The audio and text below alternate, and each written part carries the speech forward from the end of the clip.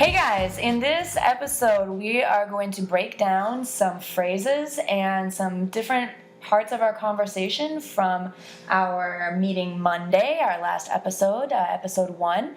And so you can always go back and listen to that conversation and hear how we used these phrases.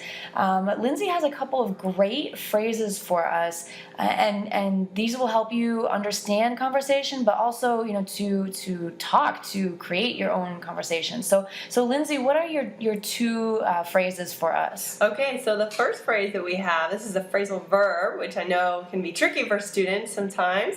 And this expression is to fill out something, right? To fill out an application, right? When would you use this? Yeah, I think that's the most common use, is to fill out an application. And really, whenever we need to use an application, I mean, that even sounds funny to say use an application. We don't use any other verb. I mean, you always fill out an application, unless you're creating an application, if you're on the other side of things. Right. But anytime you're in, like if you're going in for a job interview, right? You're going to sit down and you're going to say, I'm here for the interview, and the person's going to say, please fill out this application. Right. Okay? Every time.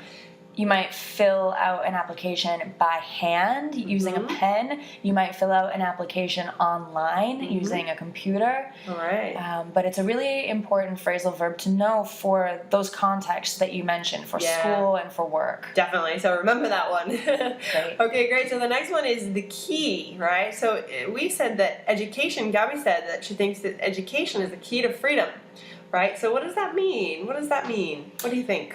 The key is something that unlocks an opportunity or a door, right? You use a key to unlock a door, but it's kind of an analogy, the way we're using this it's figurative speech, right? I'm allowing an opportunity to happen. I'm going after an opportunity. So I need education in order to be free. And another example would be, I think that hard work is the key to success. Excellent. Right? Yeah. So that's another example of that. All right. So those are my teachings. How about yours, Gabby? What do you have? So I have a couple of teachings that are a little different. One is a really important phrase, or question actually.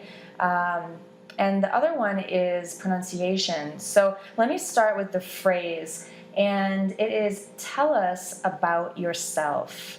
So this is a phrase that you'll hear often. When might we hear this phrase? What would you say? Well, I would think about an interview again, the interview situation. It's so common when you sit down in an interview in the U.S. and the person says, the first thing they might say to you is, tell me about yourself. Yeah. Right? Totally.